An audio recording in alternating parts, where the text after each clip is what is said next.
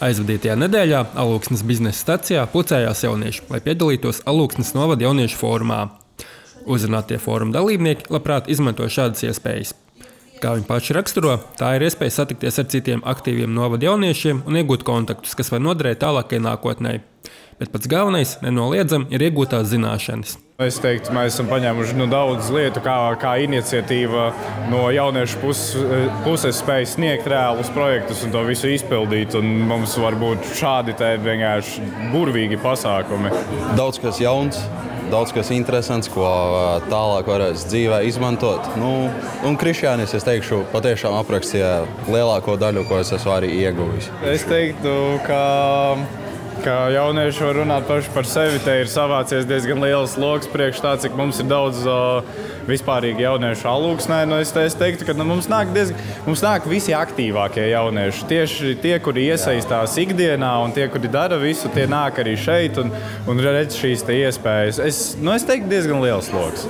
Fórums tiek rīkots jau vairākus gadus, un katru reizi tēma ir savādāka.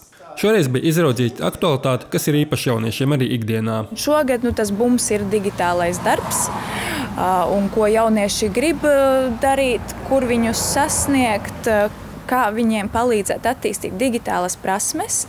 Un šī fóruma mērķis ir vairāk iepazīstināt, kas ir digitālais darbs ar jaunatni, un arī ģenerēt kaut kādas idejas ilgtermiņa vīzijai, ko jaunieši būtu gatavi apmeklēt, kas viņiem interesētu un ko viņi gribētu, lai mēs kā jauniešu centrs vai mēs kā jaunatnes darbinieki organizētu un palīdzētu kādas viņiem prasmes apgūt.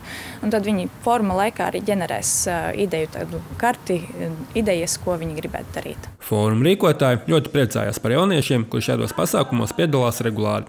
Viņi palīdz ar dažādām idejām, kā arī rīkot pašu pasākumu un padalās ar savām zināšanām dažādos jautājumos. Bet vēl lielāks prieks ir tad, ja parādās, kā mēs sakam, tie jaunie, kur atnāk pirmo reizi, varbūt viņi tikai skatās, viņi neiesaistās, bet pēc katras nākamās reizes, satiekot vēl un vēl, mēs priecājamies, kā viņi izauga.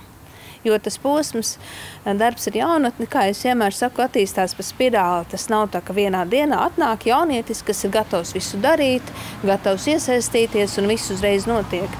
Līdz tam brīdim ir jānonāk, ir jāieraug, jāpaskatās, ko dara citi apkārt, jāiegūst jaunas zināšanas, prasmes, drosmi jāiegūst. Un, manuprāt, šīs tikšanās reizes un fórumi ir vieta un laiks, kur jaunieši iegūst pārliecību par sevi, jaunas idejas un noteikti arī drosmi. Eva Aizup aicina ikvienu jaunieti sekot līdz sociālajos tīklos Alūksnes bērnu jauniešu centram, kur var iepazīties ar jau līdz šim paveikto, gan arī plānotajiem darbiem un aktivitātēm nākotnē.